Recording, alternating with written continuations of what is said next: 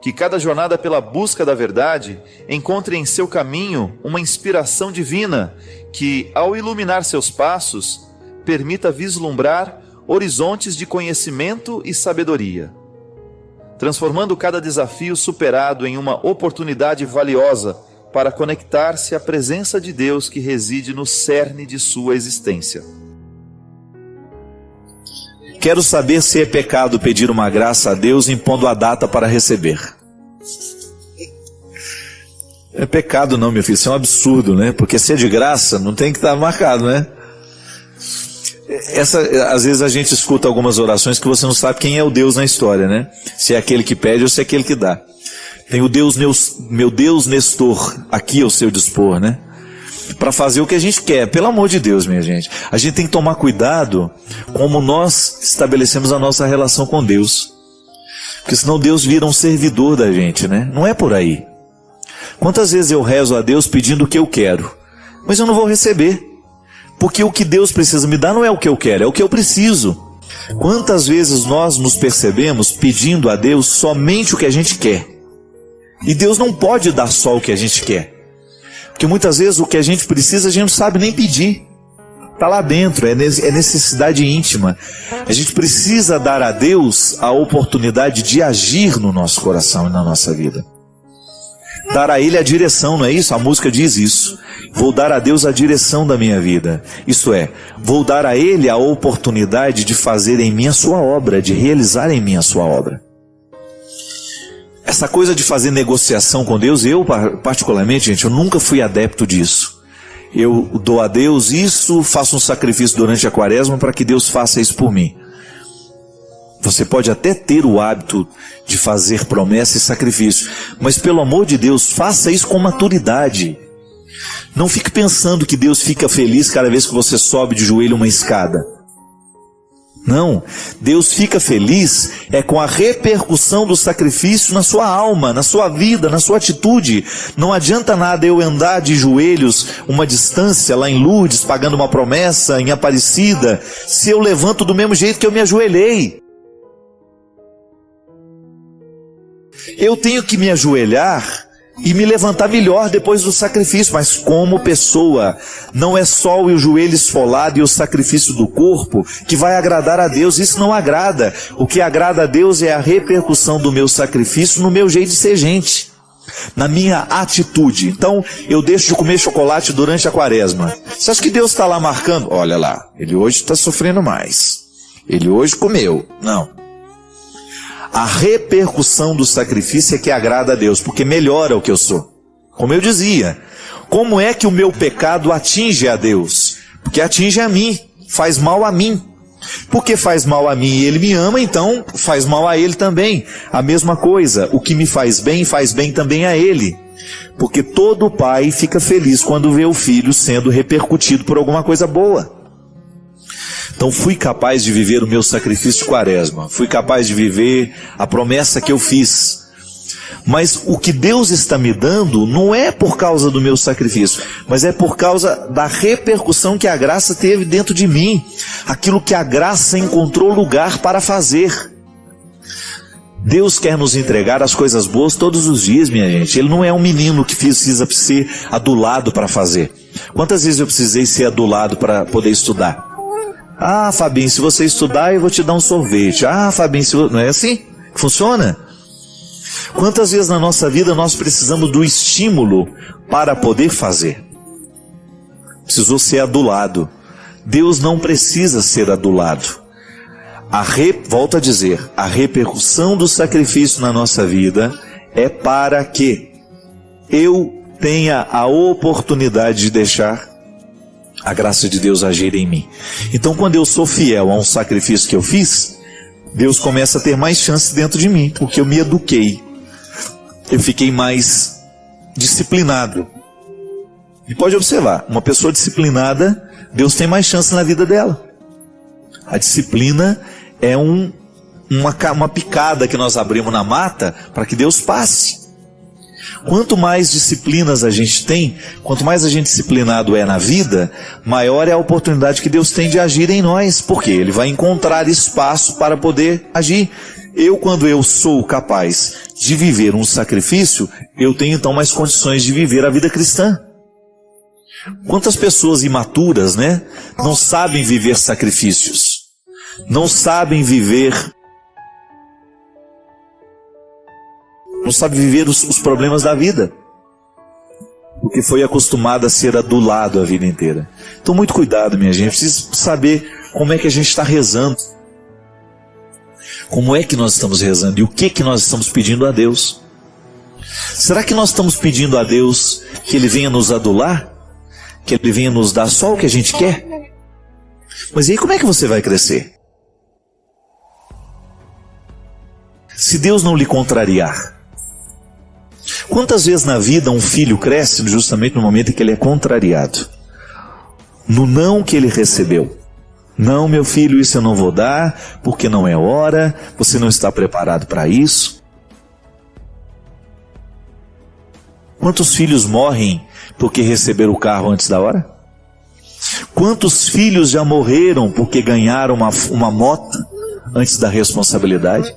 Ah, mas ele já tem idade para ter carteira. Idade, minha filha, cronológica, não significa absolutamente nada. O pai, a mãe, precisa ficar de olho na idade mental do filho. Será que ele já está com responsabilidade para ter um carro? Tem idade, mas já tem responsabilidade para isso? Então o pai e a mãe dão as coisas na hora certa. Na hora que a responsabilidade existe, porque sabe que pode estar dando a morte para o filho. Dar uma moto antes da hora pode ser dar a morte para o filho, que você vai criar a oportunidade para o desastre.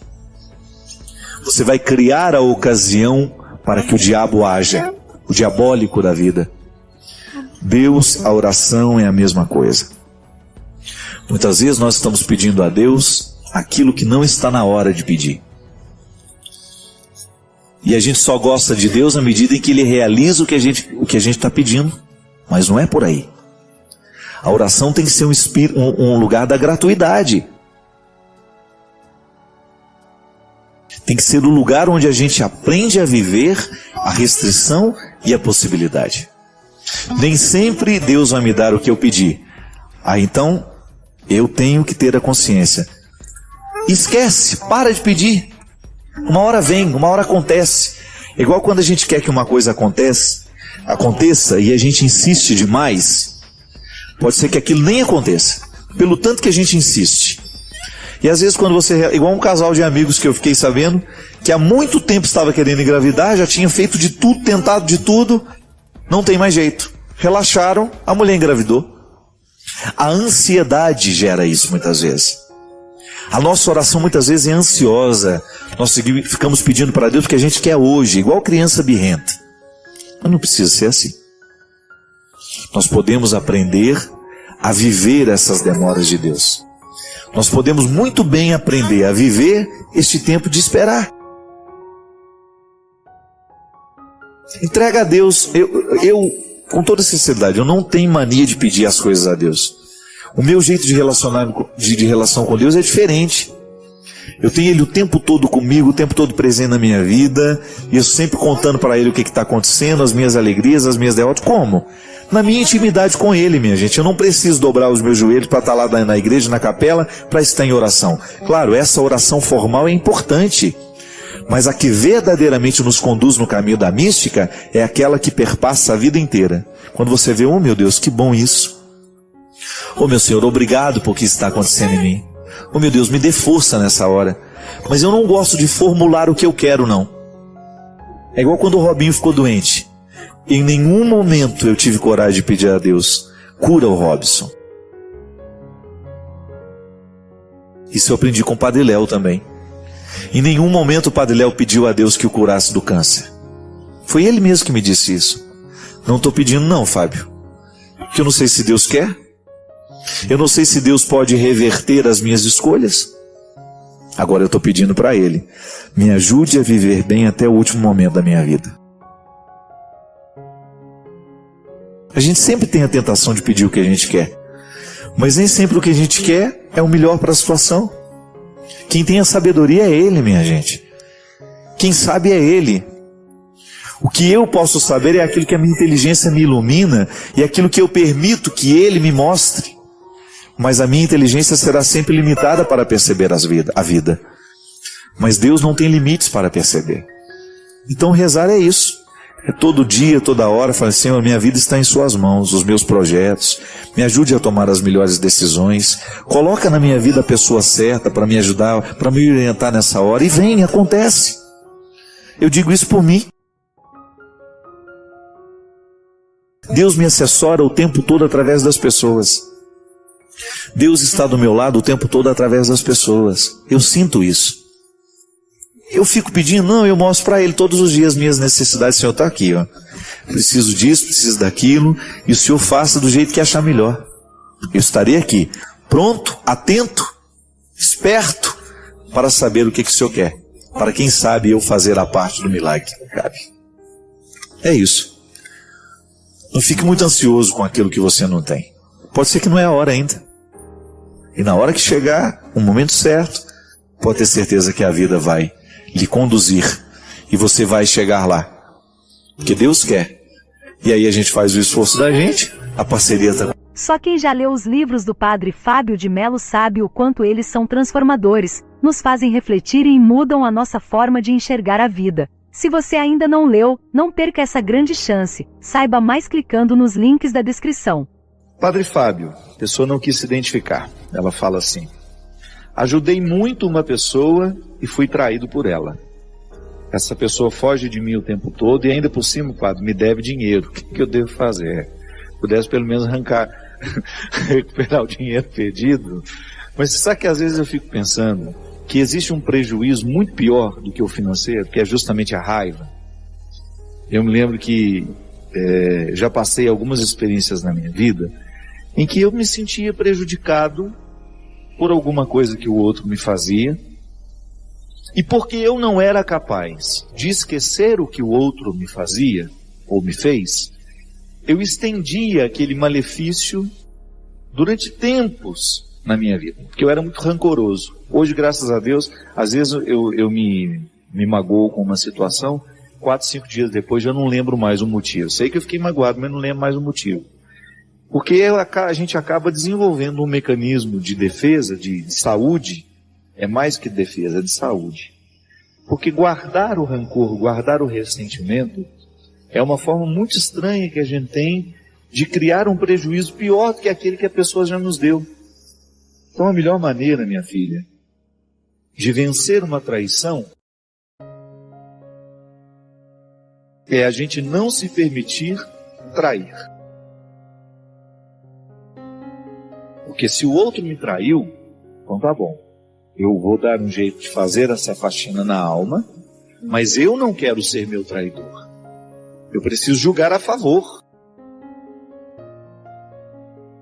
Eu preciso ganhar essa partida. A vida é muito curta para eu poder ficar perdendo tempo julgando contra mim. Então, guardar a traição do outro, acomodar essa traição do outro dentro de mim, é uma prova, na verdade, é uma maneira muito, desculpe-me, impiedosa e burra de viver. Eu não posso ser impiedoso com o outro, muito menos comigo. Então é minha tarefa diária de organizar dentro de mim os sentimentos estragados que o outro largou e que não me pertencem. Eu preciso jogar fora isso. E é uma forma, claro que não é fácil fazer. Essa faxina espiritual, essa faxina afetiva não é fácil. Mas é uma forma que a gente tem de começar o processo de cura. Às vezes eu encontro mulheres que foram traídas pelos seus maridos e que ficam eternamente machucadas pela traição. Não deve ser fácil mesmo. A traição entre esposos é uma coisa que deve doer muito. Porque é uma fidelidade que é quebrada, é uma confiança que é colocada em questão. O que machuca mais nem é o fato do outro ter dormido com a outra ou a outra ter dormido com o outro, não. É o ser enganado. É aquela quebra de confiança. Isso é que dói. E quando essa quebra de confiança se estabelece, pode deixar marcas profundas naquele que foi traído. e ali iniciar uma outra forma de traição. Tá bom, o marido te traiu, isso aconteceu. Agora você não pode se trair. Você não pode alimentar em você sentimentos que sejam contrários à edificação, à sua edificação pessoal. Então precisa colocar um remédio, digamos assim, neste processo para acelerar essa inflamação, para jogar fora aquilo que está te machucando. E o perdão é a única forma que nós temos de expulsar do coração todo sentimento que possa ser contrário a nós. Perdoar, minha gente, é uma demonstração de inteligência. É religioso, mas é também uma demonstração de inteligência, de astúcia. Porque quando você perdoa, você liberta o seu coração do sentimento que o oprime. Guardar mágoa é coisa de gente burra, que está movida por uma burrice, que às vezes é temporária ou às vezes pode durar a vida inteira. Reter mágoas, como se aquilo fosse algo precioso, é uma demonstração de escolha infeliz. De burrice mesmo. Não tem outra palavra não. Toda vez que eu recolho a mágoa e coloco essa mágoa num destaque dentro do meu coração, outra coisa eu não estou fazendo senão sendo burro. Porque nenhum benefício ela me traz. Nunca vi na minha vida uma pessoa ser beneficiada pela falta de perdão, pela mágoa guardada. Então, perdoar a pessoa não significa trazê-la de volta, não significa restabelecer o vínculo, não. Porque às vezes a gente tem consciência de que a distância é a melhor maneira de ser. De se estabelecer a cura e o respeito. Agora, não adianta nada manter a pessoa distante se você traz ela para dentro de você todos os dias através da mágoa. Então é preciso varrer o coração, jogar a mágoa, e depois você vai até saber vivenciar melhor o distanciamento que foi necessário para a cura do sofrimento. Eu desejo que você, nas suas lutas, você tenha sempre o direito e a possibilidade de retirar os seus excessos, para você ter diante dos seus olhos a sua verdade fundamental, sem exageros, só você. E a partir disso, você reencontrar o caminho da vida. Obrigado pelo seu carinho, pela sua atenção, e que Deus abençoe muito você. Que Deus derrame sobre o seu coração, sobre a sua casa, sobre a sua vida, a disposição que caracterizou o coração de Nossa Senhora. Para que, exemplo dela, a gente também possa ser um cristão de verdade, levando sempre Jesus no colo, para apresentá-lo àqueles que ainda não o conhecem. Derrame sobre nós a bênção do Deus Todo-Poderoso, Pai, Filho e Espírito Santo. Amém. E hoje, motivado pela viagem da Terra Santa, que hoje é a primeira oportunidade que eu tenho de estar com vocês, depois de ter pisado no solo, o mesmo que viu Jesus crescer,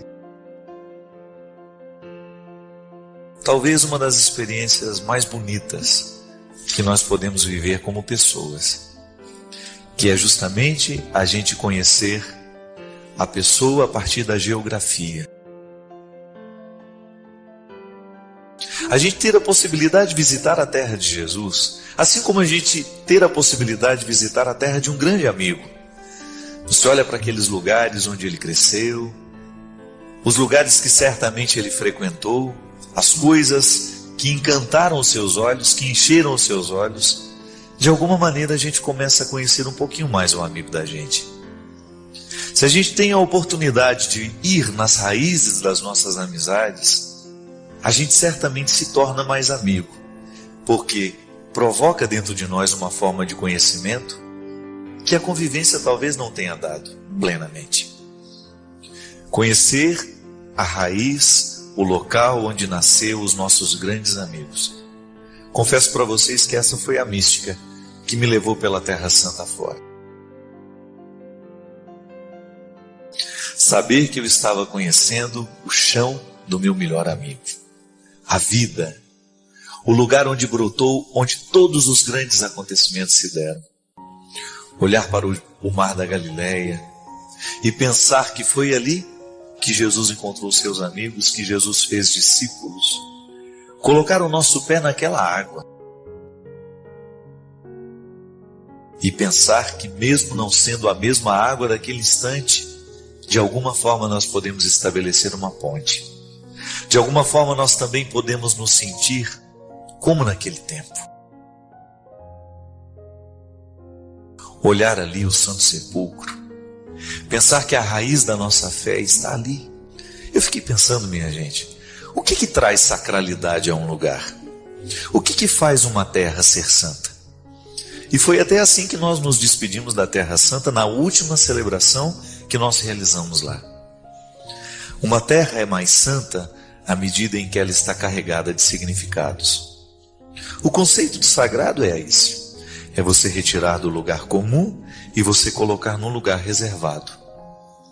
O sagrado é aquilo que você selecionou no meio de tudo que é ordinário, de tudo que é comum, e você traz para uma atmosfera diferente. É você retirar do lugar de todos os dias e você coloca no lugar especial.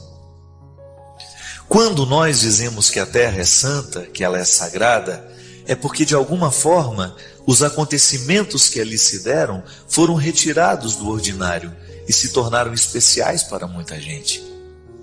Então, de maneira que nós precisamos retirar a sandália dos pés, da mesma forma como Moisés escutou.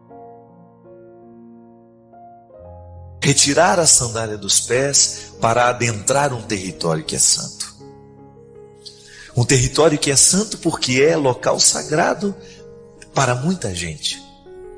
É lugar de significado para muita gente, inclusive para mim.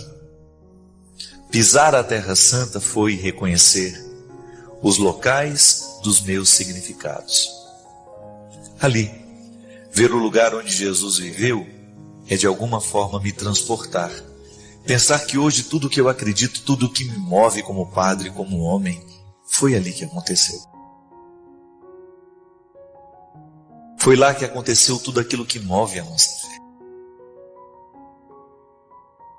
E o maravilhoso, minha gente, é a gente voltar da Terra Santa com o desejo de santificar o que é nosso. Pensar que também eu sou convidado a fazer da minha terra uma terra santa.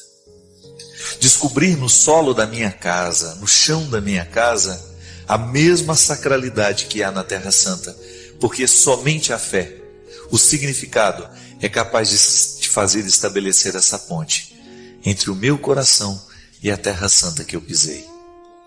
Aí eu recolho a sacralidade para mim também. E eu começo a pronunciar o meu nome, recordando-me de que também eu sou um território santo. Por uma razão muito simples. O mesmo Deus que andou naquela terra também anda por aqui. O mesmo Jesus que pisou naquele solo também pisa por aqui. E mesmo que você nunca tenha pisado na Terra Santa, você também pode dizer: eu também sou um solo santo. Porque se o solo fica santo porque o sagrado pisou nele, pronto, você também é território santo, porque Deus passa por você o tempo todo. Você também é Jericó, você também é Galileia, você também é Jerusalém. Por onde Deus passa o tempo todo e acontece. O solo do seu coração, o solo da sua vida, é lugar privilegiado da manifestação de Deus. Nós também somos terra santa. Nós somos a extensão daquele lugar santo. Em nós também Deus acontece. Assim como Deus elegeu um pequeno lugar do mundo, um lugar cheio de contradição, um lugar cheio de guerras.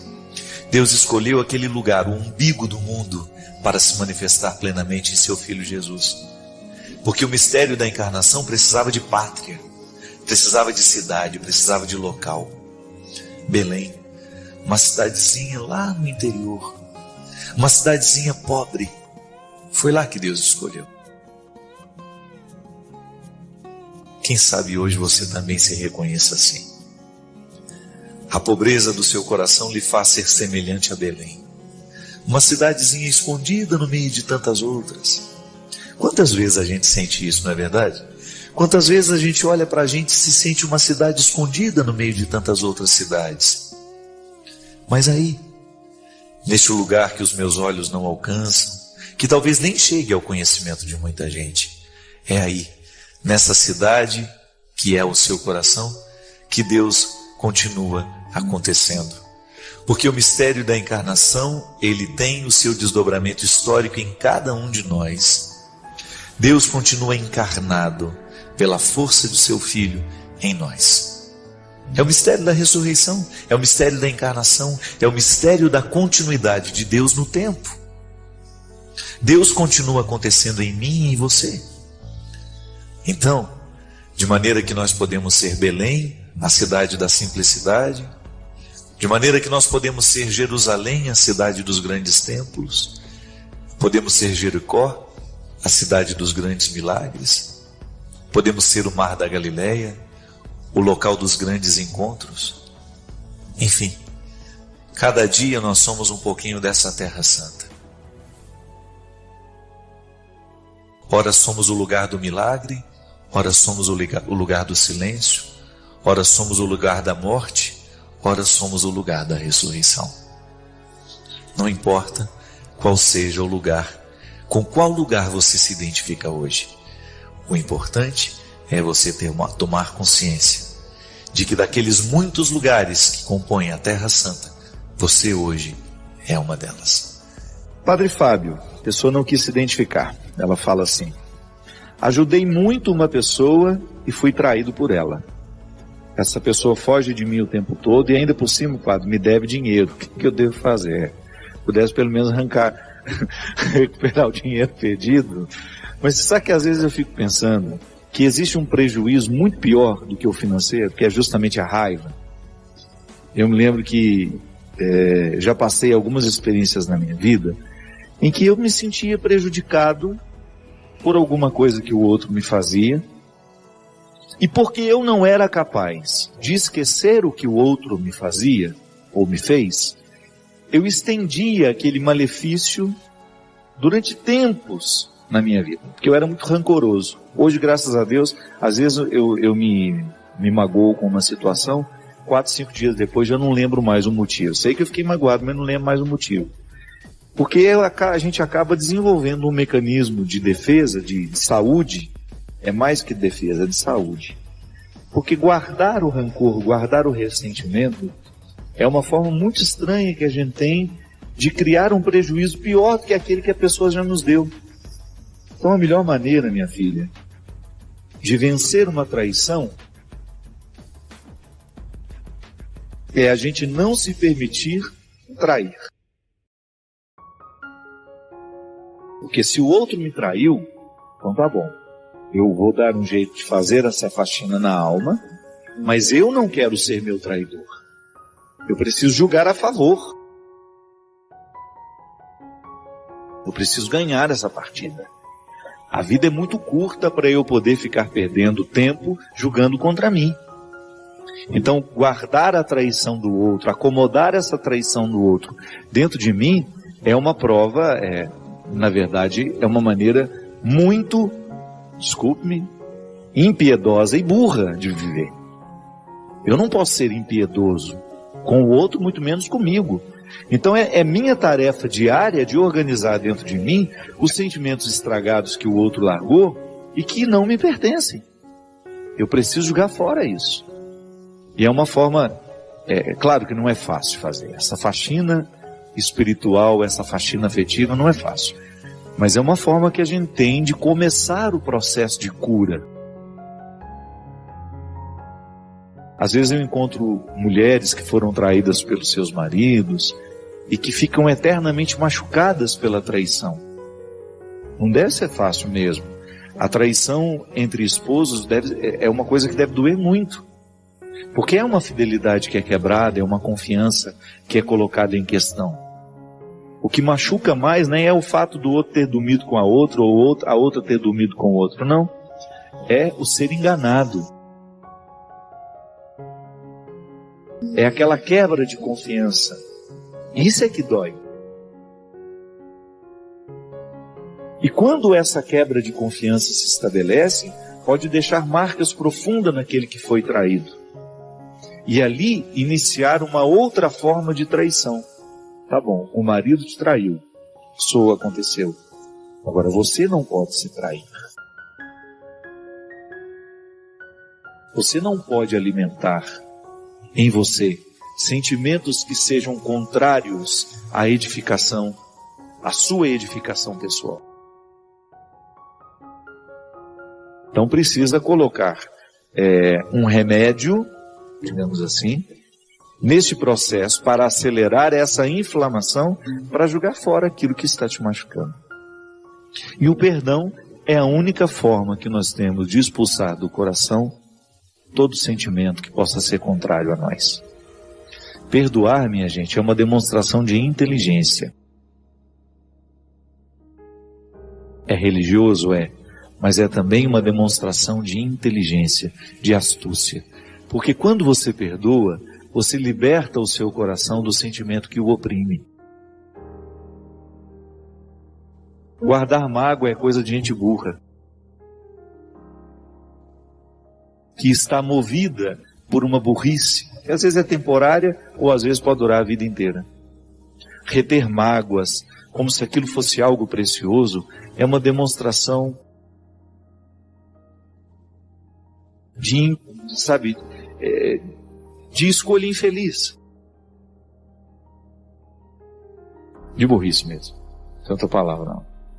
Toda vez que eu recolho a mágoa e coloco essa mágoa num destaque dentro do meu coração, outra coisa eu não estou fazendo senão sendo burro. Porque nenhum benefício ela me traz. Nunca vi na minha vida uma pessoa ser beneficiada pela falta de perdão, pela mágoa guardada. Então, perdoar a pessoa não significa trazê-la de volta, não significa restabelecer o vínculo, não. Porque às vezes a gente tem consciência de que a distância é a melhor maneira de ser. De se estabelecer a cura e o respeito. Agora, não adianta nada manter a pessoa distante se você traz ela para dentro de você todos os dias através da mágoa. Então é preciso varrer o coração, jogar a mágoa, e depois você vai até saber vivenciar melhor o distanciamento que foi necessário para a cura do sofrimento. Eu desejo que você, nas suas lutas, você tenha sempre o direito e a possibilidade de retirar os seus excessos, para você ter diante dos seus olhos a sua verdade fundamental, sem exageros, só você.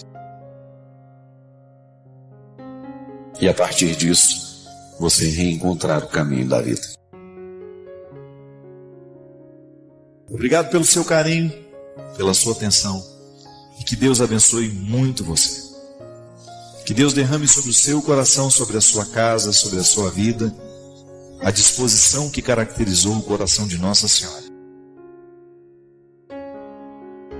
Para que, exemplo dela, a gente também possa ser um cristão de verdade,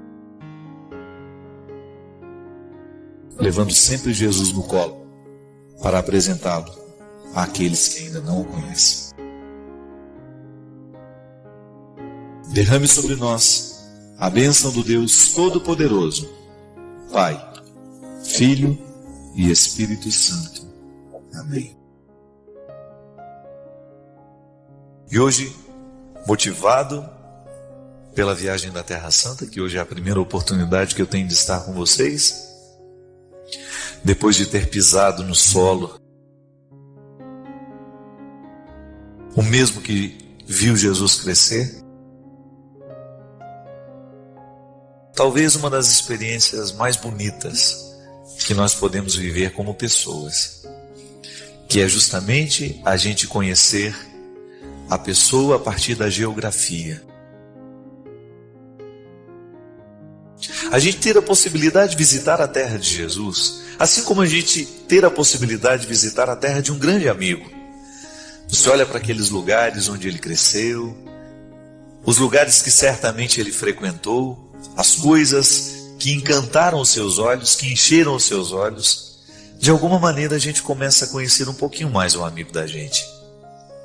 Se a gente tem a oportunidade de ir nas raízes das nossas amizades, a gente certamente se torna mais amigo, porque provoca dentro de nós uma forma de conhecimento que a convivência talvez não tenha dado plenamente. Conhecer a raiz, o local onde nasceu os nossos grandes amigos. Confesso para vocês que essa foi a mística que me levou pela Terra Santa fora.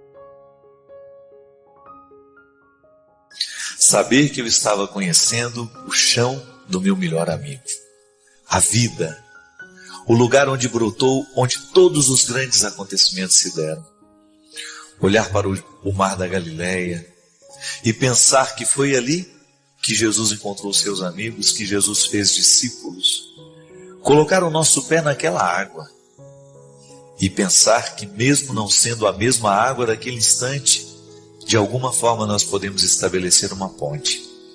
De alguma forma nós também podemos nos sentir como naquele tempo. Olhar ali o Santo Sepulcro, pensar que a raiz da nossa fé está ali. Eu fiquei pensando, minha gente, o que traz sacralidade a um lugar? O que faz uma terra ser santa? E foi até assim que nós nos despedimos da Terra Santa na última celebração que nós realizamos lá. Uma terra é mais santa à medida em que ela está carregada de significados. O conceito de sagrado é esse: é você retirar do lugar comum e você colocar num lugar reservado. O sagrado é aquilo que você selecionou no meio de tudo que é ordinário, de tudo que é comum, e você traz para uma atmosfera diferente. É você retirar do lugar de todos os dias e você coloca no lugar especial. Quando nós dizemos que a terra é santa, que ela é sagrada, é porque de alguma forma os acontecimentos que ali se deram foram retirados do ordinário e se tornaram especiais para muita gente. Então, de maneira que nós precisamos retirar a sandália dos pés da mesma forma como Moisés escutou. Retirar a sandália dos pés para adentrar um território que é santo. Um território que é santo porque é local sagrado para muita gente. É lugar de significado para muita gente, inclusive para mim. Pisar a Terra Santa foi reconhecer os locais dos meus significados. Ali, ver o lugar onde Jesus viveu é de alguma forma me transportar. Pensar que hoje tudo que eu acredito, tudo que me move como padre, como homem, foi ali que aconteceu. Foi lá que aconteceu tudo aquilo que move a nossa fé. E o maravilhoso, minha gente, é a gente voltar da Terra Santa com o desejo de santificar o que é nosso. Pensar que também eu sou convidado a fazer da minha terra uma terra santa. Descobrir no solo da minha casa, no chão da minha casa, a mesma sacralidade que há na Terra Santa, porque somente a fé, o significado, é capaz de fazer estabelecer essa ponte entre o meu coração e a Terra Santa que eu pisei. Aí eu recolho a sacralidade para mim também. E eu começo a pronunciar o meu nome, recordando-me de que também eu sou um território santo. Por uma razão muito simples. O mesmo Deus que andou naquela terra também anda por aqui. O mesmo Jesus que pisou naquele solo também pisa por aqui. E mesmo que você nunca tenha pisado na Terra Santa, você também pode dizer: eu também sou um solo santo, Porque se o solo fica santo porque o sagrado pisou nele, pronto, você também é território santo, porque Deus passa por você o tempo todo. Você também é Jericó, você também é Galileia, você também é Jerusalém. Por onde Deus passa o tempo todo e acontece. O solo do seu coração, o solo da sua vida, é lugar privilegiado da manifestação de Deus. Nós também somos terra santa. Nós somos a extensão daquele lugar santo. Em nós também Deus acontece. Assim como Deus elegeu um pequeno lugar do mundo, um lugar cheio de contradição, um lugar cheio de guerras. Deus escolheu aquele lugar, o umbigo do mundo, para se manifestar plenamente em seu Filho Jesus. Porque o mistério da encarnação precisava de pátria, precisava de cidade, precisava de local. Belém, uma cidadezinha lá no interior, uma cidadezinha pobre, foi lá que Deus escolheu. Quem sabe hoje você também se reconheça assim. A pobreza do seu coração lhe faz ser semelhante a Belém, uma cidadezinha escondida no meio de tantas outras. Quantas vezes a gente sente isso, não é verdade? Quantas vezes a gente olha para a gente e se sente uma cidade escondida no meio de tantas outras cidades. Mas aí, neste lugar que os meus olhos não alcançam, que talvez nem chegue ao conhecimento de muita gente, é aí, nessa cidade que é o seu coração, que Deus continua acontecendo. Porque o mistério da encarnação, ele tem o seu desdobramento histórico em cada um de nós. Deus continua encarnado pela força do seu Filho em nós. É o mistério da ressurreição, é o mistério da encarnação, é o mistério da continuidade de Deus no tempo. Deus continua acontecendo em mim e em você. Então, de maneira que nós podemos ser Belém, a cidade da simplicidade, de maneira que nós podemos ser Jerusalém, a cidade dos grandes templos, podemos ser Jericó, a cidade dos grandes milagres, podemos ser o mar da Galileia, o local dos grandes encontros. Enfim, cada dia nós somos um pouquinho dessa terra santa. Ora somos o lugar do milagre, ora somos o lugar do silêncio, ora somos o lugar da morte, ora somos o lugar da ressurreição. Não importa qual seja o lugar, com qual lugar você se identifica hoje. O importante é você tomar consciência de que daqueles muitos lugares que compõem a Terra Santa, você hoje é uma delas. Eu pessoalmente já vivi muitos momentos em que eu achei que não suportaria. Primeiro porque eu sou dramático, né? Eu sou naturalmente dramático. Eu tenho, como diz Adélia Prado, uma capacidade enorme de dramatizar os mínimos acontecimentos. É uma característica minha, que eu aprendo a lidar com o dia a dia. Eu tenho aquela tendência de achar que não tem solução. Mas não. Então, domando esse jeito de ser, eu fui aprendendo que eu preciso acolher aquilo que a vida está me oferecendo. E eu me surpreendi muito em situações que eu achava que estavam elas trabalhando contra mim, e de repente eu descobri que a partir delas eu teria a oportunidade de ter acesso ao meu coração de um jeito muito novo. Eu pessoalmente acho que é muito positivo a gente conviver com pessoas, por exemplo, que nos ajudam a ter um acesso novo ao nosso coração. Quando nós estamos muito viciados pela forma como os outros nos veem, a gente corre o risco de se ver também de forma viciada. Porque o outro nos vê sempre do mesmo jeito. Isso às vezes paralisa a nossa capacidade de nos ver de uma forma diferente. Pode ser que você esteja viciado na maneira como você se vê. Porque os outros que estão ao seu redor lhe veem sempre do mesmo jeito. E às vezes uma mudança, de repente você descobre uma pessoa nova, que lançou um novo olhar sobre você, que lhe fez uma pergunta fundamental, que lhe fez pensar naquilo que você antes não tinha pensado sobre você. É tão interessante quando nós cavamos na terra do coração e descobrimos que ali há novidades que foram vistas por uma outra pessoa que estava de fora. Como são preciosas essas pessoas na nossa vida. Porque elas enxergam aquilo que nós ainda não tínhamos enxergado.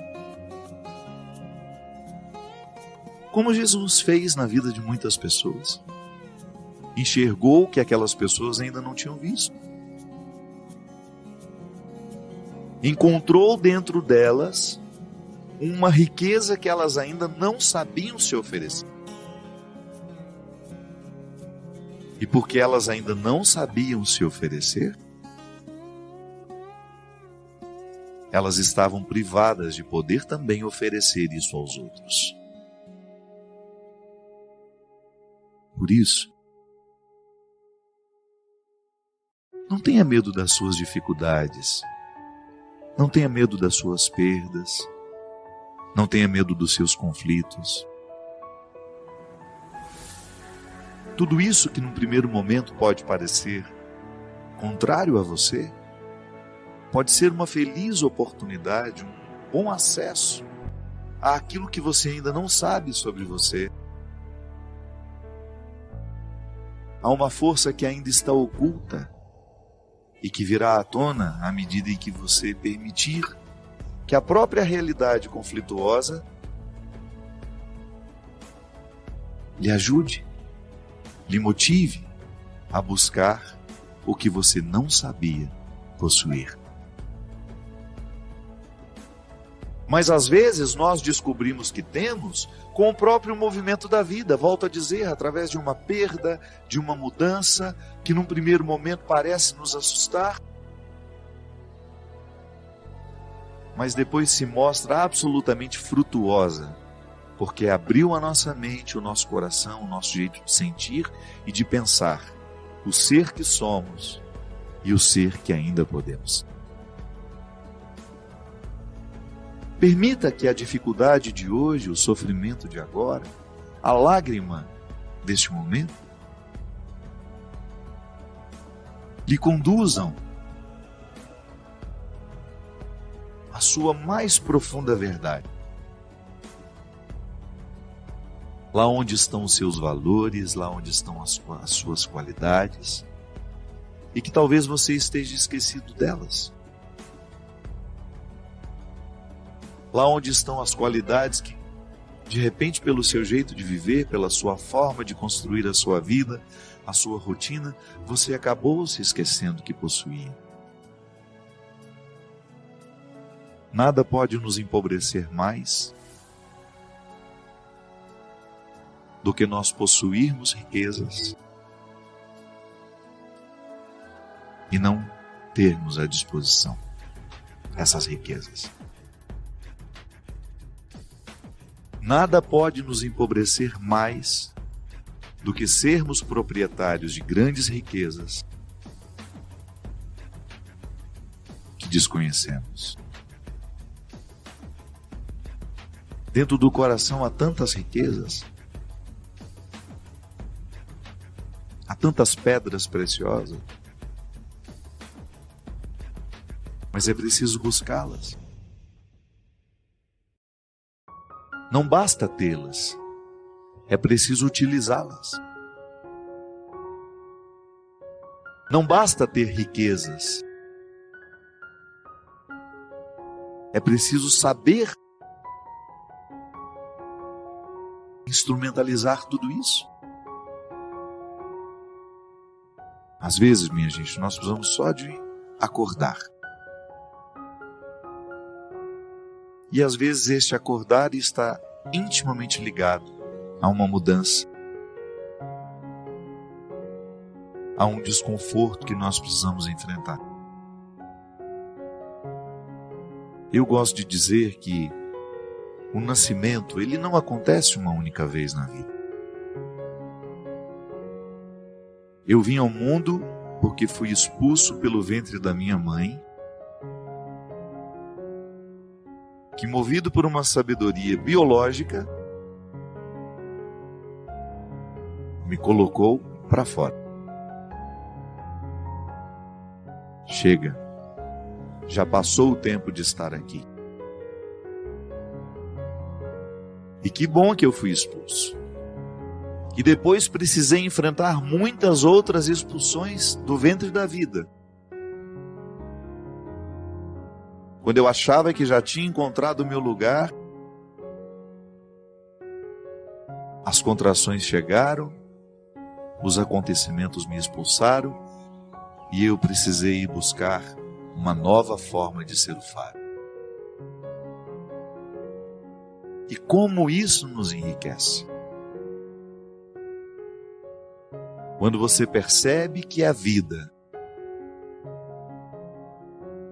está expulsando você daquela realidade, daquela situação, antes de lamentar, pense na possibilidade de que essas contrações, essa expulsão, lhe proporcionará uma nova forma de ser você. E isso é absolutamente maravilhoso. Ter a oportunidade de ser você de um jeito novo. Isso é como nascer. Isso é como renascer. Você precisa ter primeiramente a consciência de que a sua primeira responsabilidade não é o outro, é você mesmo. Porque você só pode cuidar do outro depois de ter cuidado de si. Um relacionamento que começa no outro não dá, isso é doente. Ah, padre, mas isso é um egoísmo? Não é não. Isso é o passo certo do relacionamento. Eu só posso dar um passo na direção do outro depois de ter conquistado os meus territórios. A verdadeira caridade só existe quando eu sou livre para amar, quando eu sou livre para doar. Eu não estou agindo por uma necessidade. Porque às vezes até a nossa caridade não é por amor, não, é porque a gente quer aparecer.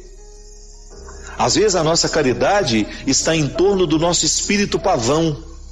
Eu preciso que o outro me veja, eu preciso que o outro me note, então eu faço caridade, eu faço isso, faço aquilo, mas aquilo é tudo vazio dentro de mim, não me preenche, não me faz feliz.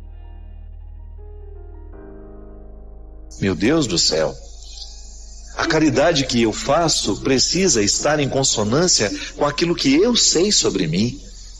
É essa minha liberdade interior me motivando a conquistar cada vez mais os territórios que são meus, conhecendo os meus defeitos, as minhas possibilidades, para que depois eu dê um passo na direção do outro e faça o mesmo na vida dele.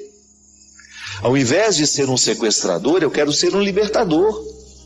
Eu não quero estabelecer relacionamentos de amizade em que eu faço um papel de sequestrado ou de sequestrador. Só tem sentido a gente estabelecer relacionamentos se for para a gente ajudar o outro a fazer a conquista dessa liberdade interior. É aquilo que a gente fala, né? A gente precisa de ter amigos que nos façam amigos de Jesus. Aprendi com a minha amiga Marina Patrus, lá em Belo Horizonte. Uma frase simples. É verdade, eu preciso ter vínculos com pessoas que vão me viver essa liberdade interior. Ah, se quiser me perder, é começar a colocar uma amarrinha aqui no meu pé. Saio fora, vou longe, vou embora. Sabe por quê? Eu levei muito tempo para compreender o processo da liberdade. Você acha que eu vou dar passos para trás na direção contrária da liberdade que Deus quer para mim? Eu não posso permitir isso, sabe por quê? Eu estou pecando contra a minha conversão. Qual é a minha conversão? Qual é o processo que Deus quer realizar em mim? É me fazer ser livre. Se eu aceito viver um relacionamento que me aprisiona, que me poda das minhas possibilidades, que me priva de chegar ao que Deus quer de mim, esse relacionamento é diabólico. Ainda que ele pareça santinho, ainda que ele pareça bonitinho. Mãe pode fazer isso com a gente. Você quer um amor mais sagrado que de mãe? E mãe, se não cuida, sequestra sim a subjetividade do filho. Quando ela impõe a ele que ela quer que ele faça isso, que ele faça aquilo. Quando ela não é capaz de compreender o outro como alguém totalmente outro. O meu filho não é uma extensão dos meus desejos. Isso é muito cruel. Eu fazer o meu filho a extensão dos meus desejos. Então eu não fui pianista, meu filho vai ser. Mesmo que ele não tenha vocação para isso, o pobre do menino vai ficar lá dia e noite em cima de um piano, aprendendo um instrumento que ele não gosta, porque a mãe quer que ele aprenda. Não. O amor é, antes de tudo, a investigação das possibilidades que o outro tem. Aí eu entro ali para promover. Se eu posso entrar na sua vida para lhe ajudar a alcançar a sua melhor parte, eu sou bem-vindo. Agora, se eu entrar na sua vida para lhe privar de chegar na sua melhor parte, eu não faço nenhuma diferença. Eu posso perfeitamente ficar de fora. Se for para estabelecer um vínculo de amizade, de namoro, de casamento, que seja com alguém que esteja interessado com a sua libertação. Porque senão, cuidado, esse amor pode ser um cativeiro. Olha, eu vou te falar uma coisa. Se você não leu esse livro, por gentileza, permita-se. Algumas pessoas acham que o livro é um pouquinho complicado nas primeiras páginas. Não. Muitas vezes a gente precisa vencer a preguiça. Se você tiver a oportunidade de ler esse livro, leia. Porque é impressionante como a leitura desse livro desperta em nós a consciência de que nós vivemos amarras. Volto a dizer. Às vezes nós não estamos percebendo que estamos amarrados. É porque a gente acostumou com o cativeiro. No sequestro é assim. Chega um momento, depois de muito tempo de sequestro, a gente começa até a ficar amigo do sequestrador. O sequestro do corpo é assim. Você já observou? Já ouviu o testemunho de quem foi sequestrado? Depois de um tempo de sequestro, fica amigo do sequestrador, por uma questão de sobrevivência. Às vezes nós estamos assim dentro de casa, marido e mulher, mãe e filho, amigos. Um bando de gente sequestrada que é incapaz de provocar, de dar um grito de alforria e falar: olha, chega, eu não quero viver essa escravidão. Se for para permanecer ao meu lado, se é para estar aqui ao meu lado, que seja para me ajudar a fazer o que Deus quer fazer em mim. Por favor, não venha ser um empecilho para a ação de Deus na minha vida. Isso, minha gente, é uma palavra que pode parecer dura e é necessária nos nossos dias. Precisamos ter coragem de delimitar o território e falar: olha, aqui, se quiser entrar, tira as sandálias dos pés, que meu coração é um solo sagrado. Que Deus lhe ajude nesse processo, que ser livre dá trabalho, viu? Eu sei, estou vivendo o meu processo diariamente e eu sei onde eu tenho que cortar, as arestas que eu tenho que cortar, as pessoas que eu tenho que manter uma certa distância, porque senão a gente fica território do outro. E o outro acha que tem o direito de fazer o que quer no coração da gente. Não é bem assim, não. Deus nos ensina que o nosso coração é um território sagrado e só tem o direito de participar desse coração aquele que estiver com as mesmas intenções que Deus tem para nós. Preste atenção nas pessoas que participam da sua vida. Se elas não têm as mesmas intenções que Deus tem para você, você precisa estabelecer o limite.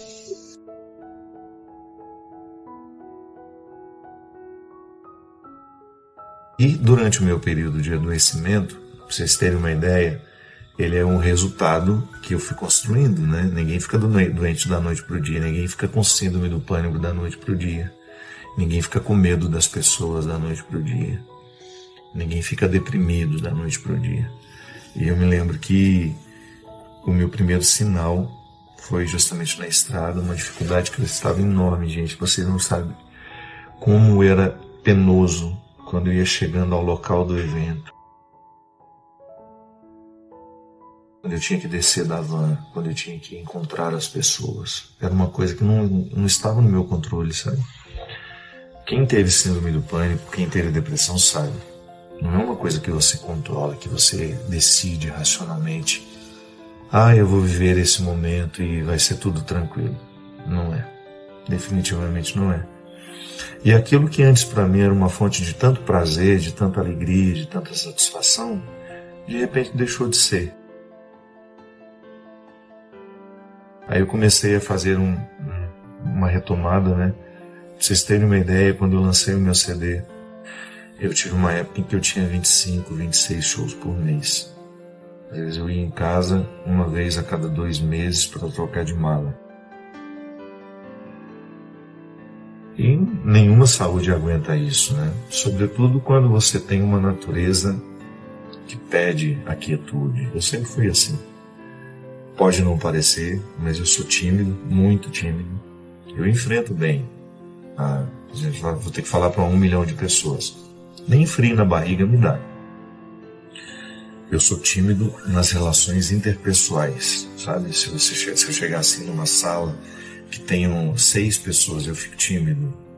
Eu não tenho timidez com a multidão, eu tenho timidez assim, no dia a dia. Eu fico extremamente constrangido quando as pessoas me abordam para tirar foto e eu sei que as pessoas estão olhando ao redor. Tudo isso me faz ficar muito constrangido. Então, eu tenho uma natureza melancólica, a melancolia sempre fez parte da minha vida. Sempre fui um menino triste, digamos assim, né? Não de tristeza, que vida infeliz que eu tenho. Não é disso não. É de uma coisa que eu tenho dentro de mim, que eu não sei de onde nasce, que acaba me identificando muito com tudo aquilo que é naturalmente melancólico, né? Então eu sempre fui assim. Então de repente eu estava num vai e vem interminável, né? Que não tinha fim nunca. Eu ficava naquele vai e vem, uma vida muito diferente da vida que eu sempre tive. Eu me afastei muito das minhas origens, das minhas raízes. Essa vida de muita evidência, ela tem tanto prejuízo pra gente, você não pode imaginar. Eu que sempre gostei de estar no meio do povo, com as pessoas. O que mais me fez querer ser padre foi isso. A oportunidade de ouvir as pessoas. Estar com elas. Porque eu sempre quis oferecer aos outros aquilo que eu gostava de receber. Eu acho que esse é um princípio tão honesto, sabe? Quando você descobre que você gostaria de tratar as pessoas como você gostaria de ser tratado. Tantas vezes na minha vida eu precisei ser ouvido e não fui. Em muitos momentos da minha vida eu queria ser ouvido por alguém. Eu queria receber uma palavra que abrisse os meus horizontes, que me ajudasse a pensar diferente. E eu não tive. Eu quis ser padre para isso. Eu quis ser padre para poder oferecer às pessoas aquilo que eu gostaria de receber. Nós somos tão necessitados de alguém que nos discute, né? Sem julgamentos, sem expectativas. Alguém que só escute o que a gente tem a dizer. Alguém que nos coloque no colo com a palavra, com o olhar. Eu sinto que eu fiz muito isso. Esse eu acho que é um dom que Deus me deu, que eu levo muito a sério, que é a oportunidade que eu tenho de colocar as pessoas no colo com o meu olhar, com a minha palavra. Eu tenho muitos defeitos, muitos. Mas eu tenho uma capacidade, assim, quase que natural em mim, sabe? De acolher as pessoas. Eu não tenho medo de gente. Então, de repente eu me percebi padre, aquilo que eu sempre quis ser padre, desde menininho. E aí de repente eu me vi, um padre conhecido, famoso, sem direito de fazer aquilo que eu tanto gostava. E eu fui protelando, sabe? Eu fui deixando de tomar a decisão, eu fui deixando de fazer o que precisava ser feito, eu fui entrando dentro de um rolo compressor que foi triturando muita coisa dentro de mim. E muito da minha essência ficou ofuscada. E nada pode nos tornar mais infelizes, minha gente, do que quando a nossa essência não é respeitada. Quando aquilo que é verdadeiro em nós não tem o seu devido espaço. Por mais que você esteja aparentemente feliz, realizado, lá dentro de nós, vai se criando um espaço como se a consistência fosse acabando, sabe? Como se você mesmo minasse os alicerces da sua casa. É igual uma parede de cimento, por mais sólida que ela seja, se há um vazamento, uma infiltração, um dia essa parede cai. Mesmo que ela tenha sido erguida a partir de cimento, argamassa, tudo isso. Quando a nossa essência não é respeitada, nós criamos um espaço de fragilidade muito grande. Uma fragilidade que vai contar. Que um dia vai gritar. Que um dia vai fazer muito, muito barulho dentro de nós. E foi justamente isso. Foi justamente isso que aconteceu comigo. De repente a minha habilidade em passar por cima de tudo aquilo, de ter uma vida muito contrária ao que me pedia a alma, essa consciência eu tive logo de início. Eu falei, meu Deus do céu, eu dou ao meu corpo um tratamento completamente diferente do que me pede a alma. E ali eu me dispersei, eu me tratei de uma maneira desonesta. Eu estive muito ausente de mim. Muitas coisas da minha vida sacerdotal ficaram de lado. E de repente eu estava doente. O Padre Fábio, que tantas vezes esteve tão inteiro nas coisas, de repente teve que dizer que não era assim. Que a gente adoece também. Que por mais que a gente tenha vontade de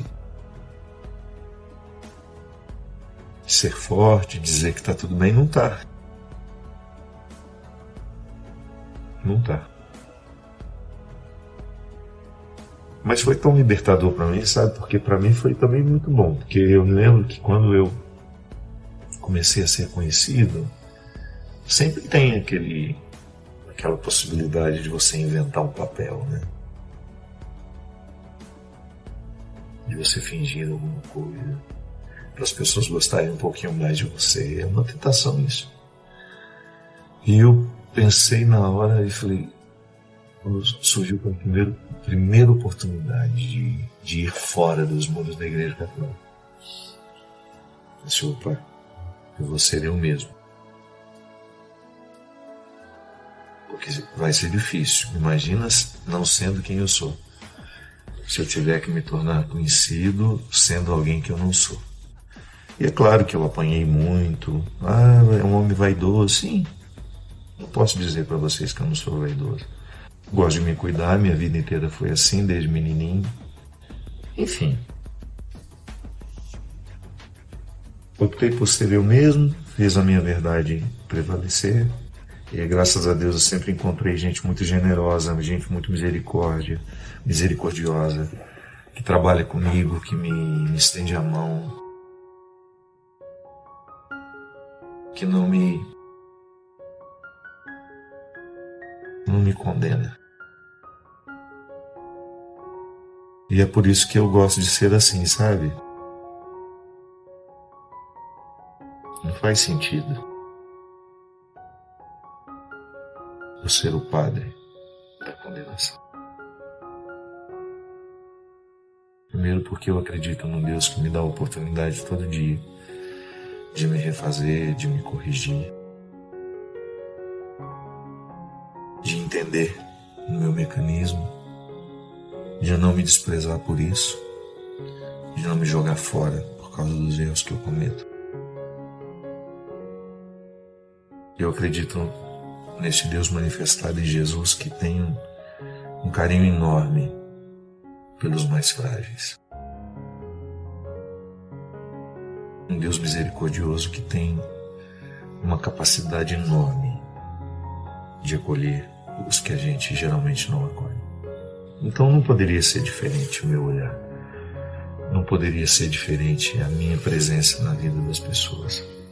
Por que a gente tem vivido uma crise que expõe tanto família?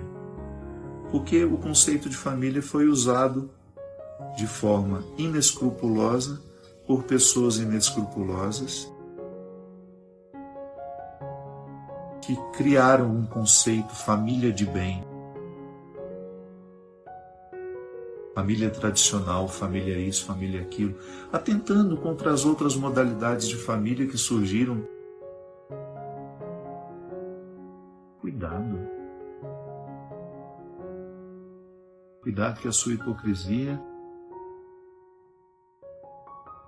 ela faz mal a você no primeiro momento. E depois faz mal também aos que são cristãos, aos que ficam desmoralizados com você.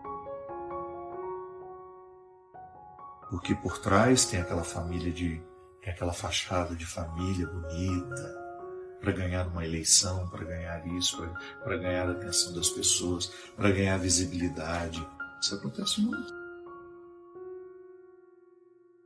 Aquele modelo de família perfeito. E você sabe que lá nos bastidores não é nada. Mas vende. Mas quantas hipocrisias foram construídas ali? Você identifica que as pessoas daquela foto se traem o tempo todo. Marido trai mulher, mulher trai marido, filhos traem marido, pais que mentem para eles, enganam. O contexto de traição ali. Estou fazendo julgamento, né, gente? Estou dizendo que existe. Não estou falando desse ou daquele caso, não. Eu dei agora o exemplo das fotos. Claro, muitas e muitas ali são de verdade. O que eu estou dizendo é que nas redes sociais nós vendemos um conceito de família que não corresponde àquele que nós vivemos na particularidade. A gente se ama em público, mas se odeia em particular. A gente se elogia, troca elogios inúmeros nas redes sociais, mas somos incapazes de ligar e dizer alguma coisa em particular e pessoal. Então, o conceito de familiaridade precisa ser cuidado, senão se você se divorcia, volto a dizer, a obrigatoriedade do sangue prescreve. A gente não está garantido só porque temos o mesmo sangue. Quantos irmãos enganando irmãos, traindo cruelmente, enganando financeiramente, passando a perna. Isso é família? Eu deixo de ser no momento em que eu sou cruel com meu irmão. Eu me aparto do conceito, porque o conceito é sagrado. Por outro lado, muitas vezes nós encontramos o conceito de família entre amigos. Eu, há muito tempo, deixei de pensar família por amigos. Para mim, são as pessoas que enchem a minha vida de sentido. Família, para mim, é a oportunidade que eu tenho de sentir que eu sou comunitário. Comunitário. É quando o outro consegue arrancar de mim a generosidade naturalmente. Eu sinto vontade de me dividir. Eu sinto vontade de me dividir.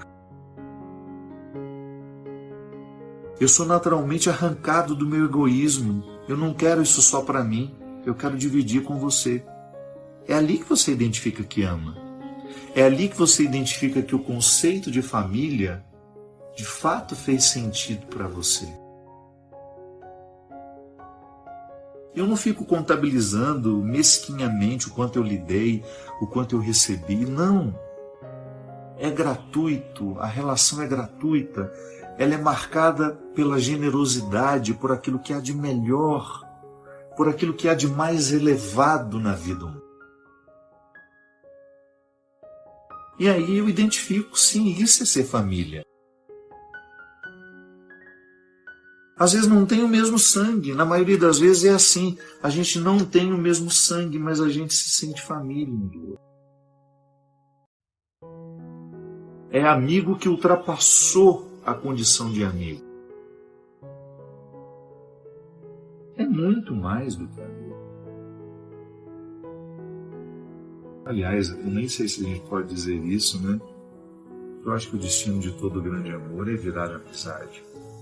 Então, se a gente diz que ficou amigo, é porque a gente já ultrapassou a fraternidade, a gente já ultrapassou a maternidade, a paternidade. Eu sempre digo isso. Você já deve estar cansado de me escutar falar isso. Mas a amizade é o último estágio de todo grande amor. Ou então quando você descobre que o seu irmão é seu amigo. Que às vezes é irmão, mas não é amigo. Só é irmão. Você não escolhe fazer férias com ele. Só obrigação mesmo. O Natal foi para muitos uma obrigação. É às vezes terrível. Sentar à mesma mesa, olhar na cara daquelas pessoas que você não escolheria. Ah, mas é Natal. Então é seu irmão, mas não é uma pessoa que você escolhe fazer férias. Não é uma pessoa que você escolhe levar para a sua vida quando você não é obrigado. É aqui que está a diferença. Que família é essa? Que conceito de família é esse? Que permite o agrupamento sem amor? E que muitas vezes condena o que se agrupou de outra forma, não da maneira tradicional como nós estamos acostumados, As mães solteiras, quantas vezes sofreram, não eram consideradas seio familiar. Crianças abandonadas. Então, houve agrupamento, mas não houve amor, não é família. Mesmo que tenha casado na igreja, que tenha vivido tudo bonitinho. A família é sagrada quando o vínculo que reúne é pautado. Respeito, pela solidariedade. É aí que você reconhece se é cristão ou não. É sagrada se tem esses elementos. Aí volto a dizer, é seu irmão, mas você não escolhe fazer férias. Acontece. E a gente precisa entender que quanto mais a gente se aproxima de Deus, maior é a nossa capacidade de perceber isso. Deus vai esclarecendo a gente. Deus vai colocando a gente no lugar. Às vezes a gente tem a tentação de ficar ouvindo tudo isso e aplicar nos outros, né? Ficar julgando. Ah, meu irmão é assim, ah, minha tia é assim, ah, minha mãe é assim. Não caia nessa tentação. Pense no que você precisa melhorar para que o conceito de família possa receber a sua colaboração. Pense naquilo que você pode enriquecer e amadurecer. Você é aquele que provoca crises pelo seu excesso de autoridade, pelo seu excesso de vontade de prevalecer sobre os outros? Será que nós somos essa pessoa? Tem dificuldade de ouvir as outras? Será que nós ficamos julgando demais? Será que nós somos aquela que só procura quando quer, quando precisa? Não somos capazes de criar espaços de gratuidade, interessar-se pelos outros, interessar-se pelos outros,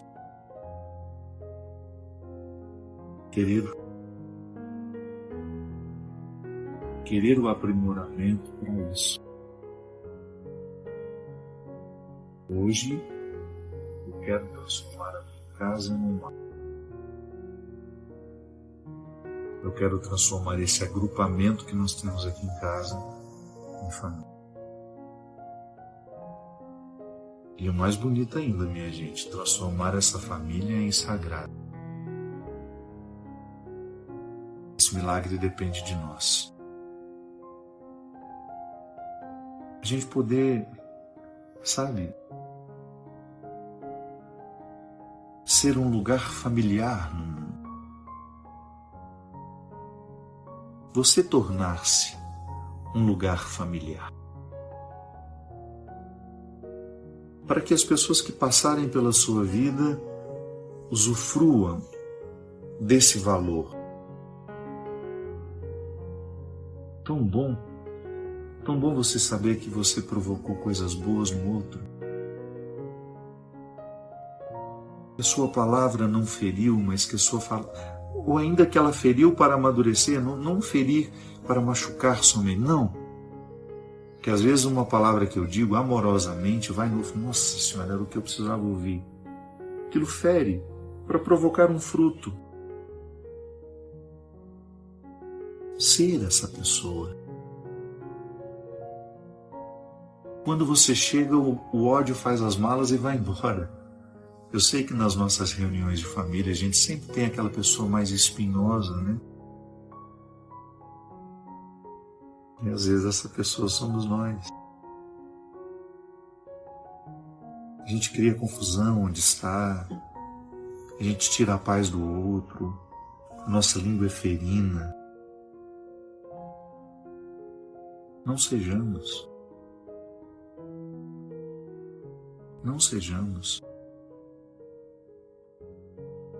Conversão é uma decisão pessoal. Conversão é uma decisão. Eu não quero ser um lugar onde o ódio cresce.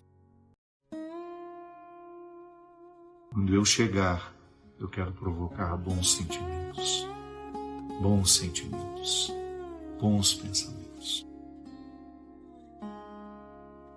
Eu quero colaborar, eu quero ser familiar. Este espaço é um santuário para fortalecermos a fé e nos envolvermos no amor incondicional de Jesus. Ao inscrever-se, abra seu coração nos comentários e compartilhe como as palavras de reflexão ressoam com o amor de Cristo em sua vida. Unidos, somos guiados pelo amor divino.